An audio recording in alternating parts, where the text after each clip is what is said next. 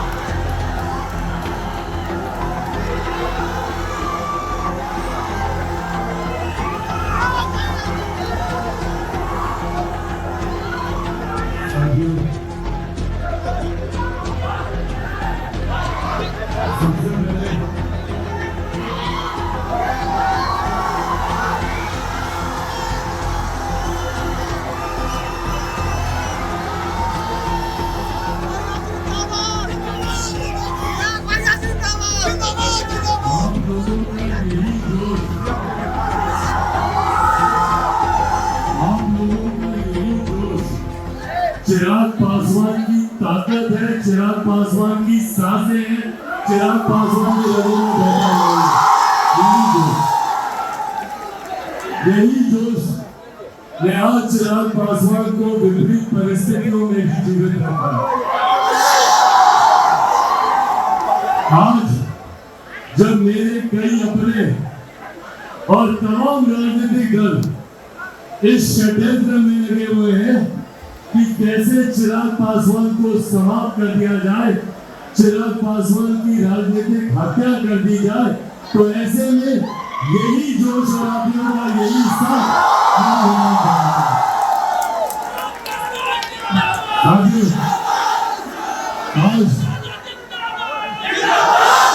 आज जब इस मिलन समारोह में हमारे साथी, हमारे भाई सुनील यादव जी के साथ आज लोग पार्टी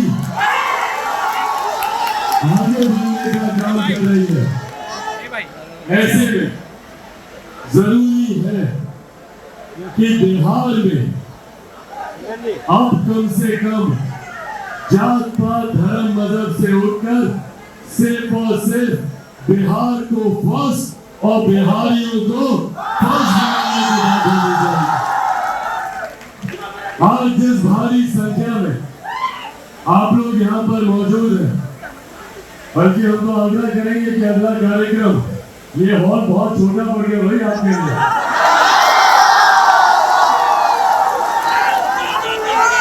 अगला कार्यक्रम अब बड़े मैदान में ही होना चाहिए, हॉल में हम लोग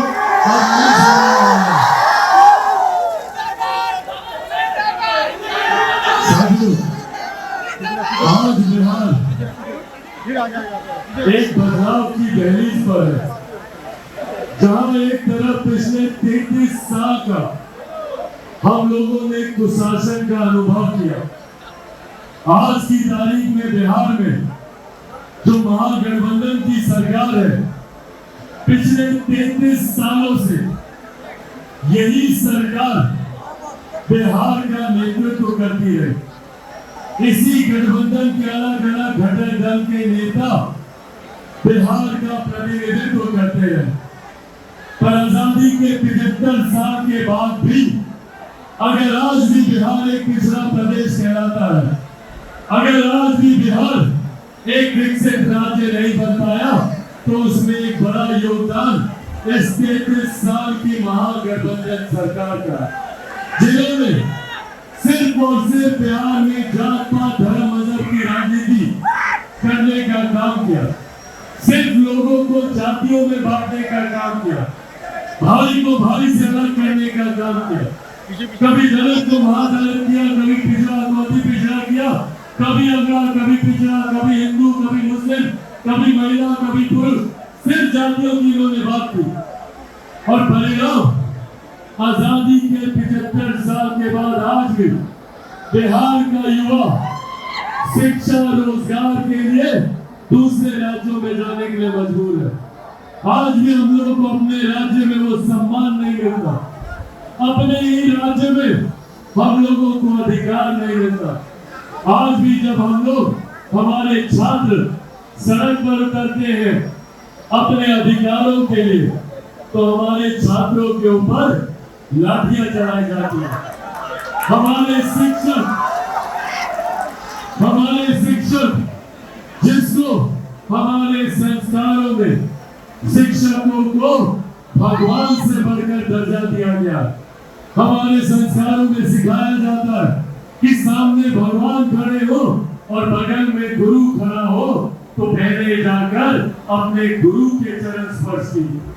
और उन्हीं शिक्षकों पर बिहार की सरकार लाठी चलाने का काम करती है। कौन सा ऐसा वर्ग है, कौन सा ऐसा क्षेत्र है जिस पर बिहार सरकार ने लाठी चलाने का काम न किया? किसान सलाहकार अपनी मांगों को लेकर उतरते हैं तो लाठी, अभ्यर्थी उतरते हैं तो लाठी, शिक्षक उतरते हैं, छात्र उतरते हैं तो लाठी। और तो और अगर एक आम बिहारी महंगाई को लेकर, बिजली के बढ़े हुए दामों को लेकर अगर प्रदर्शन करता है तो उनको भी गोली, लाठी ही नहीं गोली से उनको भूनने का काम ये बिहार की सरकार करती है। ऐसे में साथी आपने सुना, उन्होंने बोला कि आपकी आवाज़ ही, आपकी जोश ही, आपकी जुनून ही हमें हर विपरीत समय में, हर संकट में लड़ने का ताकत देती है। इन्होंने कहा कि हम बिहार को फर्स्ट और बिहारी को फर्स्ट बनाकर ही रहेंगे, इसका संकल्प है, इसमें आपका भी सहयोग चाहिए और इसी तरह आगे भी आप इतना ही जोश से रहें। इन्होंने कहा, इन्होंने माफ़ी मांगा कार्यकर्ताओं और चाहने वाले से कि मैं इतना छोटा हॉल बुक किया हूं, अगली बार जब भी मैं करूंगा तो इससे बड़ा करूंगा। अपने पार्टी को मजबूत करने के लिए कई नेताओं की इन्होंने जोड़ लिया है। लगातार देखा जा रहा है कि युवा ज़्यादातर चिराग पासवान के पार्टी का दामन थम रहे हैं। चिराग पासवान ने कहा कि हमारी पार्टी को और हमको बहुत तरीके से तोड़ने का विपक्षी द्वारा प्रयास किया गया है, लेकिन आपका साथ हमेशा और आशीर्वाद रहा है, हमें कोई हाथ नहीं लगाया है। और भी इसी तरह के तमाम खबर को देखने के लिए देखते रहिए चौकस भारत। धन्यवाद।